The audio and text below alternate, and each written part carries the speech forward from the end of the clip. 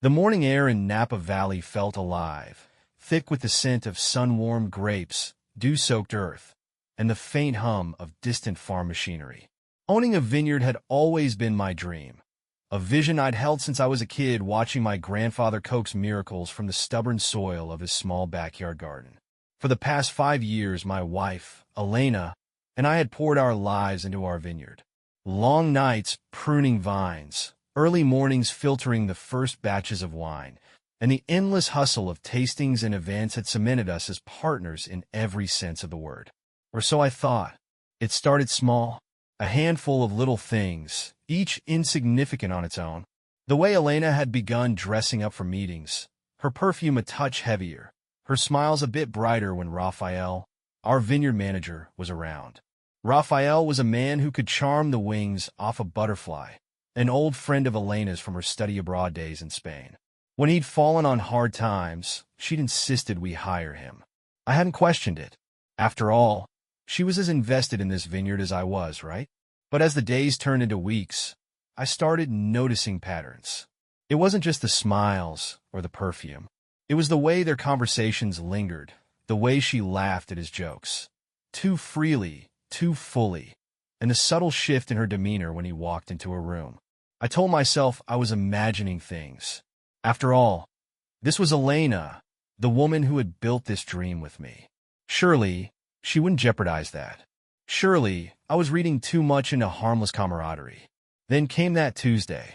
The sun played hide-and-seek with the clouds as I adjusted the irrigation system in the main field, checking for leaks. Elena approached me with 2 steaming mugs of coffee in her hands, her golden hair catching the light in a way that always made me pause. Her smile was bright, but there was something forced about it, like she was trying too hard to seem casual. Raphael wants to finalize the guest list for the gala this weekend, she said, handing me a mug. I sipped, the bitter heat of the coffee doing little to ease the knot forming in my stomach. He can handle it. Isn't that why we pay him the big bucks? Her laugh was short, nervous. He just wants our input, that's all. It's not a big deal. I watched her walk away, the knot in my stomach tightening. Something wasn't right. It wasn't just today. It had been building for weeks. A quiet distance had crept into our marriage, so subtle I couldn't pinpoint when it began. Maybe it was her late nights at the office, or the way she sometimes avoided my gaze during dinner. Maybe it was nothing, or maybe it was everything. By the time the sun dipped below the horizon, painting the vineyard in hues of gold and crimson, my unease had morphed into determination. That night, Elena said she needed to check on the shipment logs with Raphael. A perfectly reasonable excuse, given we were prepping for the upcoming gala. But as I watched her grab her coat and head toward the barn, something inside me snapped. I decided to follow her. The vineyard at night had an otherworldly feel. The rows of grapevines stretched endlessly, their gnarled arms casting twisted shadows under the faint light of the crescent moon. The air was heavy with the scent of ripe fruit, the occasional rustle of leaves the only sound as I moved quietly along the edge of the property. My heart pounded in my chest, each beat echoing in my ears like a drum. As I neared the barn, faint voices reached my ears. I couldn't make out the words, but the tone was unmistakable, intimate, conspiratorial. I crept closer, careful to keep my footsteps silent on the gravel path. Through a gap in the barn wall, I saw them. They weren't tangled in an embrace or locked in a kiss, but the closeness was undeniable. Elena leaned into Raphael, her hand resting lightly on his arm as they spoke in hushed tones. She laughed softly, a laugh I hadn't heard in weeks. He reached out, his hand grazing her back, a touch so fleeting it might have been innocent, but my gut told me otherwise. I felt a rush of anger and disbelief.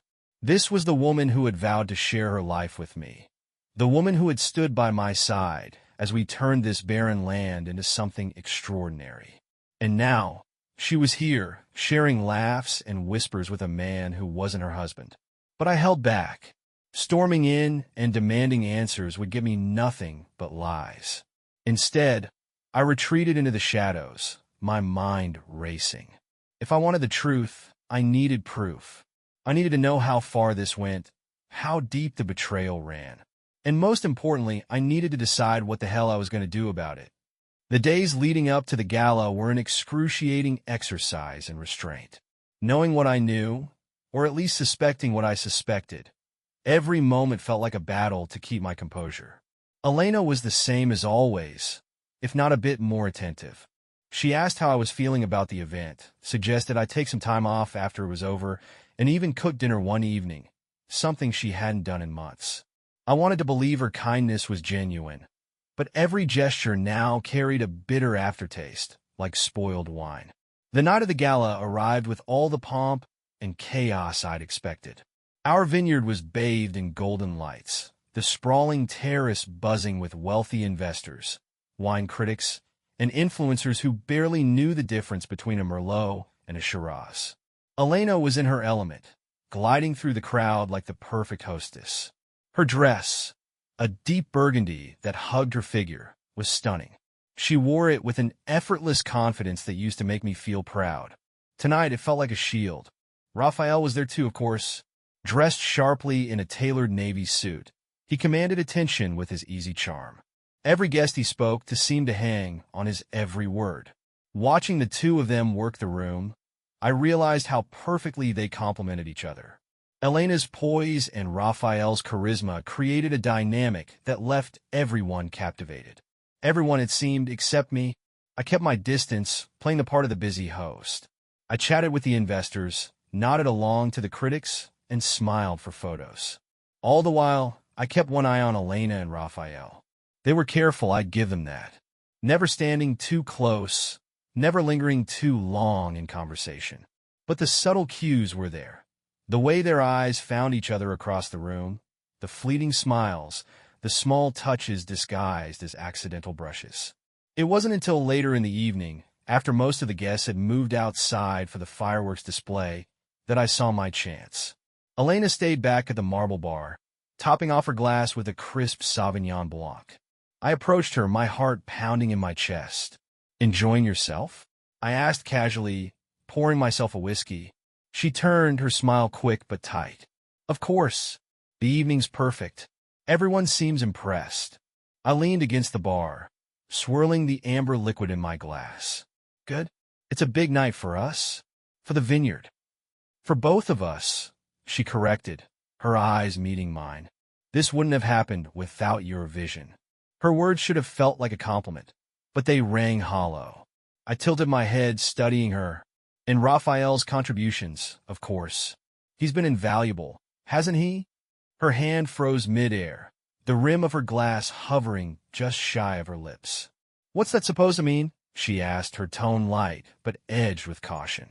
"Nothing," I said with a shrug. "Just acknowledging the teamwork.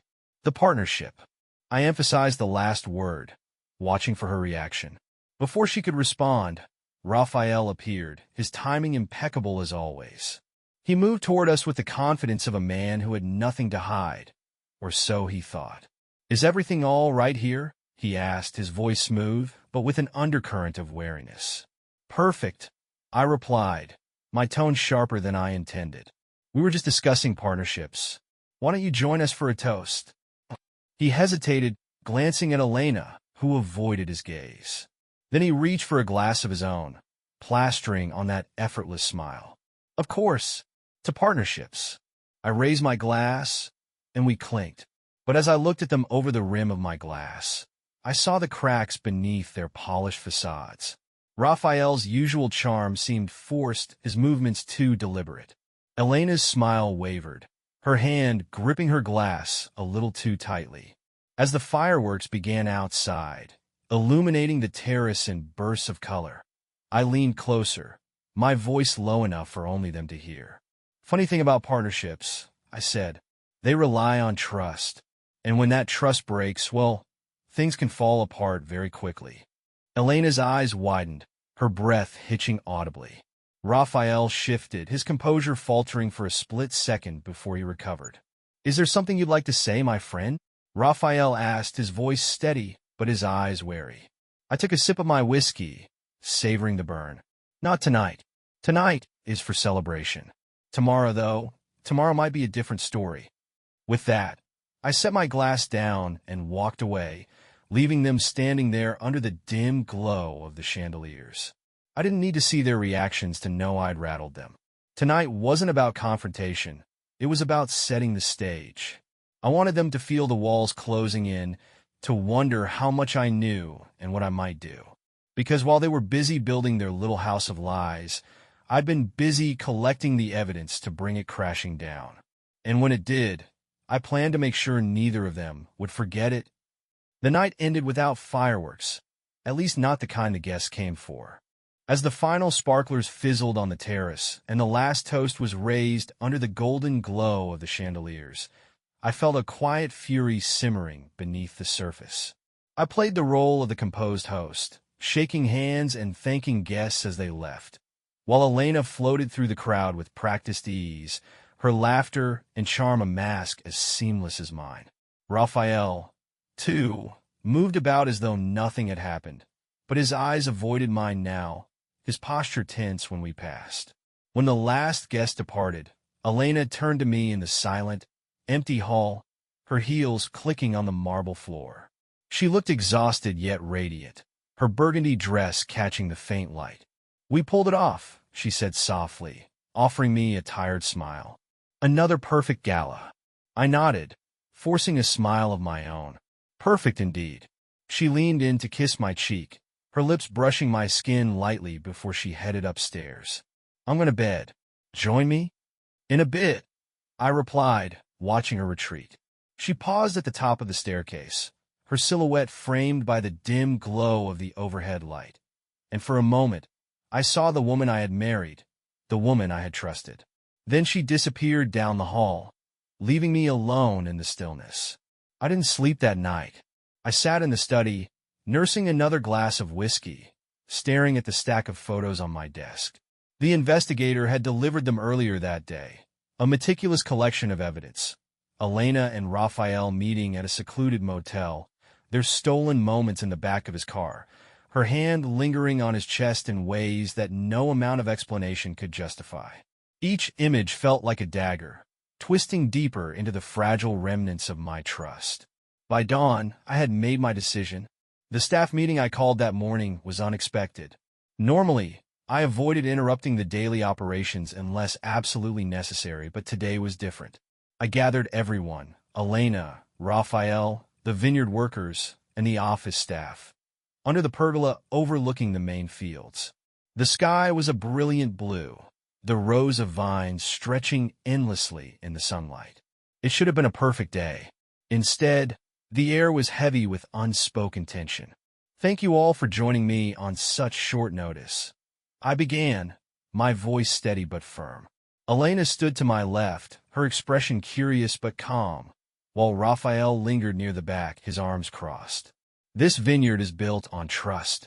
It's not just about the quality of our grapes or the craftsmanship of our wine. It's about the integrity of the people behind it. And when that trust is broken, it affects everything. I paused, letting the words hang in the air. The staff exchanged confused glances, but Raphael's face had gone pale. Elena's smile faltered, her eyes narrowing slightly as she looked at me. "Trust is a fragile thing," I continued, "and unfortunately, it has been shattered." Reaching into my jacket pocket, I pulled out the photos. One by one, I held them up for all to see. Gasps rippled through the group as the images came into view. Elena and Raphael in the motel parking lot, their intimate embrace captured with damning clarity. Elena's face drained of color. "What is this?" she whispered, her voice trembling. "You tell me," I said coldly, locking eyes with her. Raphael stepped forward, his hands raised in a placating gesture. "Matteo, this isn't what it looks like." "Don't," I snapped, my voice sharp enough to cut through the murmur of the crowd. "Don't insult me with excuses. I trusted you, Raphael. I brought you into my home, my business, because I believed in your loyalty, and you repaid me with betrayal." The tension in the air was suffocating. Elena tried to speak, her voice cracking. "Matteo, please, it's not."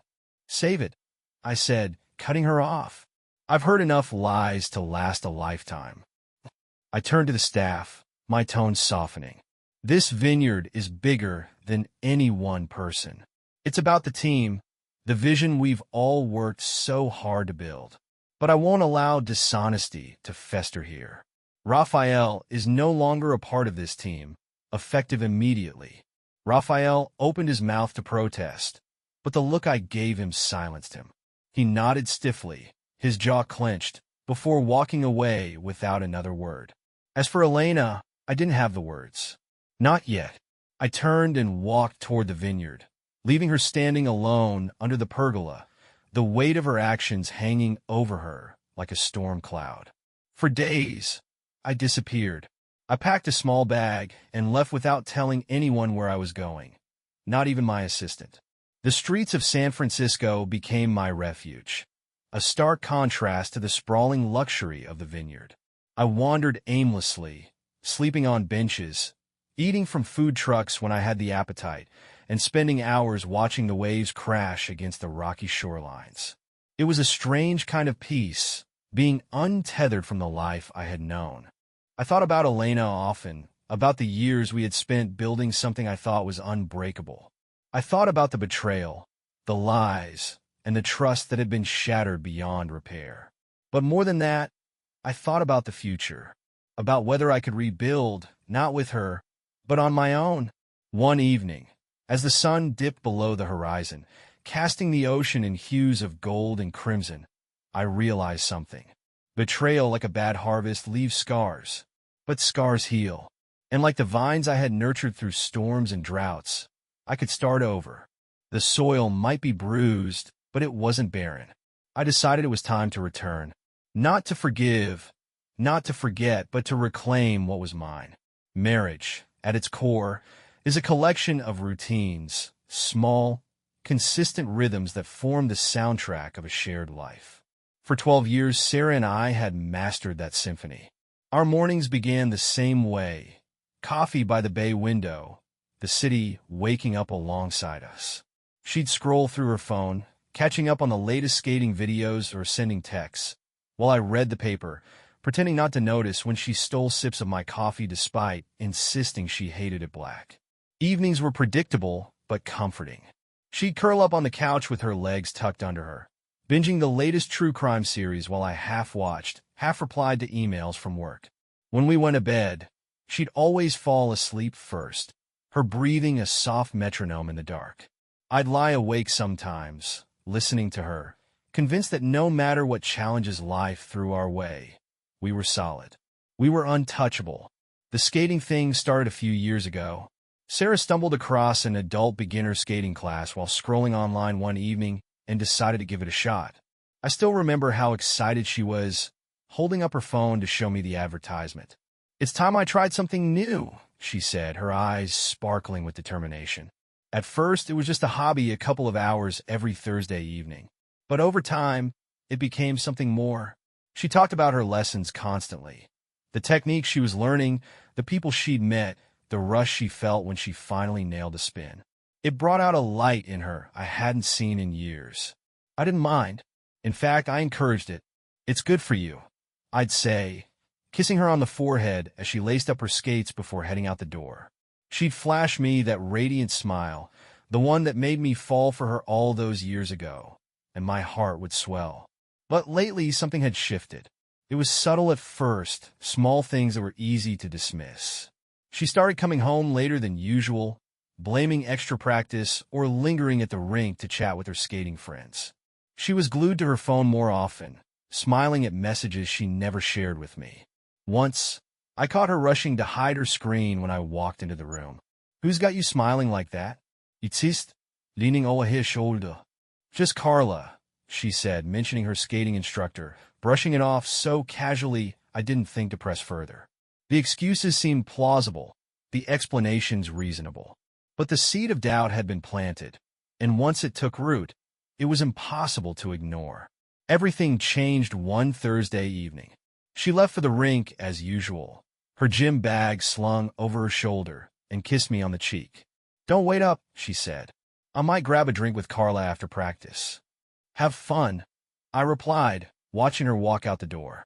It wasn't until an hour later, as I was clearing the table, that I noticed she'd left her phone on the kitchen counter. That was unusual for Sarah. Her phone was practically an extension of her hand, always in use, always nearby. I picked it up, intending to call her and let her know. Then it buzzed. The screen lit up with a text notification. Can't wait to see you tonight. Same place? Winking face. The sender's name caught my attention immediately. Sophia. Sophia was the skating instructor's girlfriend, or at least that's how Sarah had introduced her. I'd heard her name a handful of times in passing. Sarah would mention her when recounting anecdotes about the rink. But the tone of this message didn't match what I'd heard. It was flirty, almost conspiratorial, and it didn't sit right with me. I stared at the screen, my mind racing. There had to be an explanation. Maybe it was a joke or some kind of misunderstanding. I told myself I was overthinking it, but the unease gnawed at me. When Sarah returned home later that night, cheeks flushed from the cold and her hair damp from exertion, I tried to act normal. She set her bag by the door and greeted me with her usual smile. How was practice? I asked, keeping my tone casual. Good, she said, pulling off her scarf. Carla pushed me hard tonight. I think I finally got the hang of that double spin. And Sophia? Was she there? Her hand froze mid-reach for her glass of water, just for a split second, but long enough for me to notice. Sophia? No, she wasn't. Why do you ask? Just curious, I said, shrugging. You've mentioned her a lot lately. Sarah laughed lightly, brushing past me toward the living room. She's Carla's girlfriend, not mine. Nothing to worry about. I didn't press further, but her reaction didn't feel right. That split-second hesitation, the way her voice tightened just a little, it all felt off. That night, as she slept soundly beside me, I lay awake staring at the ceiling. My mind replayed the text message over and over, the words burning themselves into my memory. Can't wait to see you tonight. Same place? Sophia's name had come up too often lately, always in connection with Sarah's new routine. Was there something happening at the rink that Sarah wasn't telling me? And why did the message sound so intimate? The rhythm of our life, once steady and dependable, now felt like it was teetering on the edge of chaos. And as much as I wanted to believe in Sarah, to trust her without question, I couldn't shake the feeling that something was terribly wrong. The following Thursday, the gnawing doubt in my chest had grown into something I couldn't ignore. Sarah left the house just as she always did, her gym bag slung casually over her shoulder and her scarf tied neatly around her neck. She leaned in for a quick kiss at the door, the faint scent of her perfume lingering in the air as she pulled away. Don't wait up, she said with a smile. Carla and I might grab a drink after practice. Of course, I replied, matching her smile. But as the door closed behind her, my hand instinctively tightened around the edge of the counter. For a moment, I stood there, staring at the door, the silence of the house pressing in around me. Then, as if on autopilot, I grabbed my coat and keys. The skating rink was about a 15-minute drive from our house, tucked away in a quiet part of the city. I parked a few spaces away from Sarah's car, which sat gleaming under the fluorescent lights of the lot. The engine still hummed softly, as though she'd only just arrived. My heart raced as I turned off my car, the cold biting in my cheeks as I stepped out. I told myself I wasn't here to spy. This wasn't about mistrust. It was about clarity. Maybe I'd see her practicing those spins she talked about, or laughing with Carla over some post-practice drinks. I needed to remind myself that I could trust her. The rink was alive with activity when I stepped inside. Families skated together in a blur of colorful scarves, their laughter echoing off the high ceilings. Teenagers wobbled on the ice, gripping the edges of the rink for dear life, while couples glided effortlessly, hand in hand. But my eyes weren't searching for them. I spotted her almost immediately. She wasn't on the ice, practicing spins or chatting with Carla. She was standing near the far end of the rink, tucked in a shadowed corner, talking to a man. He wasn't anyone I recognized. Tall, with dark hair slicked back and a confident posture that suggested he wasn't here for skating lessons. His casual smile had a practice charm, and the way he leaned in towards Sarah made my stomach churn. Her posture was relaxed, her laughter too free and easy. She reached out, playfully pushing his arm as he said something that made her smile. And then there it was, his hand lingering on her elbow, just a second too long. I froze, rooted to the spot, the world around me blurring into static. My chest tightened. My breath caught somewhere between disbelief and fury. This wasn't Carla, and it damn sure wasn't Sophia. Who the hell was this man? For a brief, reckless moment, I considered storming over there and demanding answers.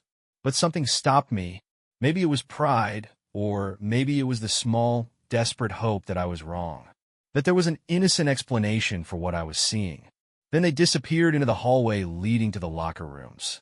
The corridor was dimly lit and eerily quiet, the muffled sounds of the rink fading with each step I took.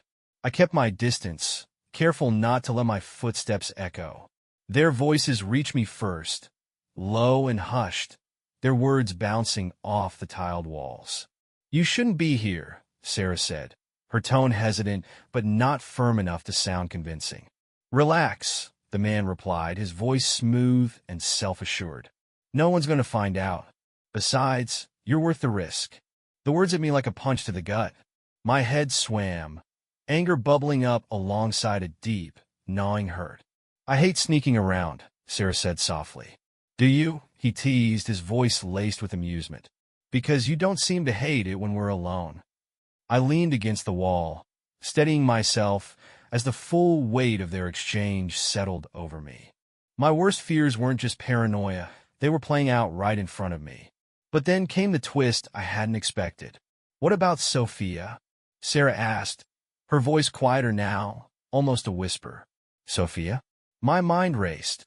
What did Sophia have to do with this? "She's at her sister's place for the weekend," the man replied casually.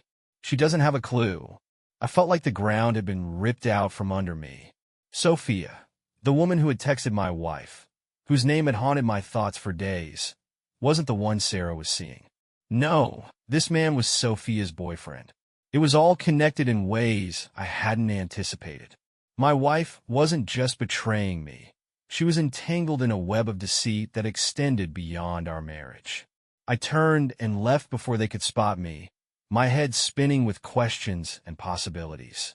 As I stepped back into the cold night air, I realized I wasn't just dealing with a betrayal. This was something darker, more intricate, and I wasn't going to confront her, not yet. First, I needed answers. For days, I carried the weight of what I had seen and heard like an anchor dragging behind me. Every glance at Sarah felt like a blade twisting deeper into my chest. Her laugh over breakfast, her casual, "I love you" as she headed out the door, the way she brushed her fingers through my hair while we watched TV. It all felt like a cruel performance. I didn't confront her immediately. Not because I was unsure, but because I wanted the truth, the whole, unvarnished truth. The betrayal wasn't just about me anymore. Sophia was being played too, strung along by the same man who'd whispered sweet nothings to my wife in that hallway. If I was going to confront Sarah, I wanted to do it in a way that exposed everything. No room for lies. No chance for her to weasel her way out of it. It started with Sophia. I reached out to her under the guise of booking a private skating lesson, messaging her through the rink's website. We arranged to meet on a quiet Tuesday afternoon. As I sat at a small table in the rink's cafe, sipping lukewarm coffee, I watched her approach. She was petite, with short-cropped blonde hair and a confident stride, the kind of person who didn't seem like she'd take bullshit from anyone. "David, right?" she said, sliding into the seat across from me. "That's me," I replied, forcing a polite smile. "So you're looking for lessons?" she asked, her voice brisk but friendly. "Actually," I said, leaning forward, "I'm here about something else. Something I think you need to know." Her eyes narrowed slightly, the smile fading from her face. "Okay, what's this about?" I pulled out my phone and opened the folder of photos I'd taken that night at the rink. The images weren't perfect, grainy and taken from a distance, but they were clear enough. Sarah and the man standing too close, his hand brushing her arm, their laughter frozen in pixels. "This man," I said, pointing to him. "That's your boyfriend, isn't it?" Sophia stared at the screen, her expression hardening. "Yeah, that's Ethan." And that's my wife. My voice cracked slightly, but I pushed on. I saw them together last Thursday. I overheard them talking in the locker room corridor. They mentioned you, and how you didn't know. Her lips parted slightly, as if she was about to speak, but no words came. Instead, she slumped back in her chair, her arms folding tightly across her chest. Ethan's been acting weird lately, she said finally, her voice low. Canceling plans, disappearing without explanations. I thought maybe it was work stress or something. But this... She shook her head, her jaw tightening. Bastard. We sat in silence for a moment, the weight of the situation pressing down on both of us. Finally, she looked at me, her eyes blazing with anger. What do you want to do about it? The plan took shape quickly. Sarah and Ethan thought they were untouchable, that their little secret was safe. We were about to prove them wrong. The opportunity came sooner than I expected. Sarah had planned a dinner party for that Saturday. One of those gatherings where friends and family crowded into our modest home, drinking too much wine and pretending to care about each other's updates. It was the perfect stage. When Sarah invited Ethan and Sophia, on my suggestion, no less, I couldn't help but marvel at her audacity. Did she think I was that blind? Or had she convinced herself that her affair was untouchable, buried under layers of deceit? The evening began like any other dinner party. The wine flowed, laughter filled the air, and plates of carefully curated appetizers made their rounds. Sarah flitted between guests, her laugh bright and infectious, the very picture of a devoted hostess. Ethan arrived late, his charm turned up to 11 as he greeted Sarah with a lingering hug. Sophia trailed behind him, her face carefully neutral. She caught my eye briefly, and I nodded. As the night wore on, the tension in the room grew, at least for me. I could barely hear the conversations around me, my focus locked on the moments between Sarah and Ethan. The way their eyes met too often, the shared glances they thought were subtle. Finally, as dessert was served, I stood and tapped my glass with a spoon. The room quieted, all eyes turning toward me. I'd like to make a toast, I began, raising my glass. My voice was steady, but my hands trembled slightly. To love, I said, letting the word hang in the air. To trust, the foundation of every relationship. And to those brave enough to admit when they've been skating on thin ice. Sarah froze, her smile faltering. Ethan shifted uncomfortably in his seat, a faint blush creeping up his neck.